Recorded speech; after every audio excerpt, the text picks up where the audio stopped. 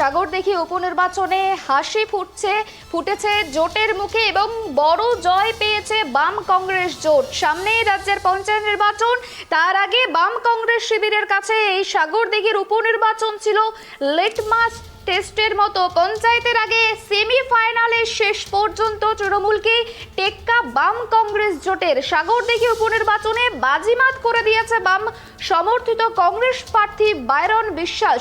আর এই জয়ের পর কিন্তু স্বাভাবিকভাবেই উচ্ছ্বাসিত বাম কংগ্রেস শিবির। অন্যদিকে কিন্তু এই জয়কে গুরুত্ব দিতে নারাজ তৃণমূল কংগ্রেস। সেক্ষেত্রে আজ যদি বলা যেতে পারে, নবান্নে মুখ্যমন্ত্রী কিন্তু আজ এই সাগরদিঘির যে উপনির্বাচনের জয়, সেই জয়কে কিন্তু তীব্র কটাক্ষ করেছে মুখ্যমন্ত্রী মমতা বন্দ্যোপাধ্যায়। টেলিফোন লাইনে আমরা আবারও পেয়ে গেছি, জুড়ে গিয়েছে আমাদের সঙ্গে সিপিআইএম এর রাজ্য সম্পাদক মোহাম্মদ সেলিম। আপনার কাছে জানতে চাইব, নবান্নে আজ মুখ্যমন্ত্রী মমতা বন্দ্যোপাধ্যায় সাগরদিঘি উপনির্বাচনের এই জয়কে কেন্দ্র করে বলেছেন যে গণতন্ত্রে এরকম হারজিত লেগেই থাকে, তবে এটা একটা অনৈতিক জোটের কারণে এই বাম কংগ্রেসের জয়। এই প্রসঙ্গে আপনি কি বলবেন? গণতন্ত্রের প্রথম পাঠ্য উনি নিয়েছেন যে হার জিত লেগে থাকে, তার জন্য ধন্যবাদ। এতদিন পরে তার বোধোদয় হয়েছে, নাহলে উনি হারতে জানতেন না। সবটাই সর্বগ্রাসী, সবটা জিততে হবে। Library, school, college, union, cooperative, বিধানসভা, লোকসভা, পঞ্চায়েত, এর জন্য বিরোধী শূন্য করার কথা বলেছিলেন। দ্বিতীয়ত, ওনার এই সাগরদিঘির যারা নির্বাচক মন্ডলী, যারা ভোট দিয়েছে, বাম সমর্থিত কংগ্রেস প্রার্থীকে সমর্থন করেছে, তাদেরকে অপমান করার কোনো অধিকার নেই। গণতন্ত্রের প্রথম কথা হচ্ছে মানুষ নিজের মতো মন দেবেন, তাহলে তিনি কেন এটাকে কটাক্ষ করবেন? মানে নিতে হয় সত্তর মানিয়া। দ্বিতীয়ত, নবান্ন থেকে কেন? নবান্ন তো মুখ্যমন্ত্রীর জায়গা, সেখানে তো কোনো দল নেই।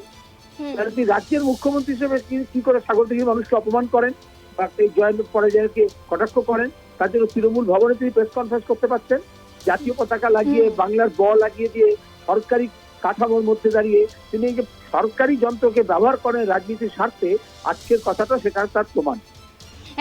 কথাটা হচ্ছে একেবারে কিন্তু সাগরদিঘি তো তৃণমূলেরই গড় ছিল, সেখানে এই জয় প্রসঙ্গে সাংবাদিকদের প্রশ্নের উত্তরেই মুখ্যমন্ত্রী এই বিস্ফোরক মন্তব্য করেছেন।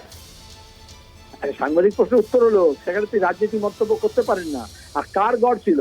সাগরদিঘিতে কংগ্রেস এবং বামপন্থীরা ছিল। তৃণমূল তো শুভেন্দুর টাকায় আর শুভেন্দুকে দিয়ে মস্তান গুন্ডাকে কেনাবেচা করে নিয়ে মারপিট করে কোদালে ডামর দিয়ে পঞ্চায়েত দখল করেছিল।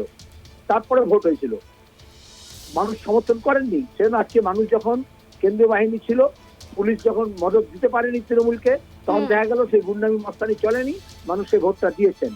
কংগ্রেসকে আগে এবং বামপন্থীদেরকে ভোট করতে দেননি, তারা বিজেপি এবং তৃণমূল নিজেদের মধ্যে নকল যুদ্ধ সাজিয়েছিলেন। আজকে বিজেপি ভোটও কমেছে, তৃণমূলে ভোটও কমেছে, কারণ সাধারণ মানুষ ভোট দিয়েছে। এটাই গোটা রাজ্যে এটাই ঘটতে চলেছে আগামী দিনে। কারণ তৃণমূল এবং বিজেপি নিজের মধ্যে ভাগাভাগি রাজনীতি শুরু করেছে তা নয়, ধর্মভিত্তিক রাজনীতি করেছে তা নয়, গুন্ডামি মস্তানি এবং কেনা বেচা দিয়ে তারা যেটা করেছে মানুষের অধিকারকে কেড়ে নিয়েছে। মন্ত্রী সুব্রত সাহা মারা যায় এই উপনির্বাচন হয়েছে সাগরদিঘি বিধানসভা কেন্দ্রে। সেখানে তৃণমূল কংগ্রেসের বিপক্ষে গিয়ে বাম কংগ্রেসের পক্ষে সাধারণ মানুষের এই ঝুঁকে যাওয়া পঞ্চায়েত নির্বাচনের আগে, এই বিষয়টা কতটা তাৎপর্যপূর্ণ বলে মনে করছেন আপনি?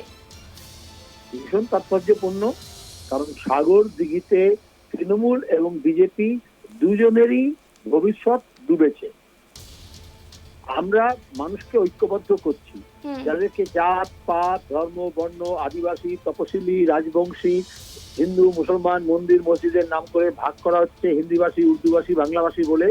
আর তারপরে লুট চলছে, মোদির লুট আর দিদির লুট। তার বিরুদ্ধে গরিব মানুষকে এককাট্টা করার জন্য আমরা বলেছি, বিজেপি এবং তৃণমূল বিরোধী সমস্ত মানুষকে যদি এককাট্টা করতে হয়, তাহলে বেশিরভাগ মানুষ এই রাজ্যে এবং এই দেশে এই দুর্নীতি আর দুষ্কৃতি থেকে মুক্তি চান। একেবারে কিন্তু এই 2023-এ দাঁড়িয়ে বাম কংগ্রেস জোট কেন বাম আলাদাভাবে প্রার্থী দেননি এবং কেন আলাদাভাবে লড়ছে না? কারণ আজকে আমাদের দেশে এবং আমাদের রাজ্যে যে সংকট আছে, এটা একা কংগ্রেস বা একা বিজেপি বা একা তৃণমূল বা একা সিপিএম কেউ দাবি করুক যে সব সমস্যার সমাধান আমরা করতে পারবো, সেটা হবে না। সেখানে তৃণমূল যেটা করছে বা বিজেপি যেটা করছে, হয় ভয় দেখিয়ে হোক না কেনা বেচা করে হোক, বিজেপি তৃণমূলকে কিনছে, তৃণমূল বিজেপি কিনছে। প্রতিদিন আমাদের রাজ্যে দেখছি তারা রাজনীতিকে কলুষিত করছে। এই কলুষিত রাজনীতি থেকে যদি মুক্ত করতে হয়, তাহলে যারা এই কেনাবেচার রাজনীতির বিরুদ্ধে, যারা গণতন্ত্রের পক্ষে, ধর্মনিরপেক্ষতার পক্ষে, প্রান্তিক মানুষ, আদিবাসী, তপশিলি, রাজবংশী, মতুয়া, মুসলমান, তাদের স্বার্থ রক্ষা করবেন, বেকার ছেলে মেয়েদের কথা বলবে, তাদেরকে এক কাটতে হতেই হবে। এটা হচ্ছে এই সময়কার চাহিদা। কারণ আমাদের স্বাধীনতা আন্দোলনের সময় সবাই এক কাটতে হয়েছিল, তবে ব্রিটিশ সাম্রাজ্যবাদের বিরুদ্ধে লড়া গিয়েছিল। আর ব্রিটিশ সাম্রাজ্যবাদ চেয়েছিল আমাদের মানুষকে ভাগ করতে, হিন্দু মুসলমানের নামে হোক বা আলাদা এলাকার নামে হোক। আমরা দেখেছি তারপরেও যখনই সংকট হয়েছে তখনই মানুষ এক কাট্টা হয়েছেন। শাসক দল যখনই জুলুম করবে, মস্তানি করবে, গুন্ডামি করবে, এমনকি পাড়ায় একটা ডাকাত করলেও সব মানুষকে এক কাট্টা হতে হয়। আজকে দেশে এবং রাজ্যে ডাকাত করেছে, সেজন্য সেই ডাকাত তাড়ানোর জন্য সবাইকে এক কাট্টা হতে হচ্ছে।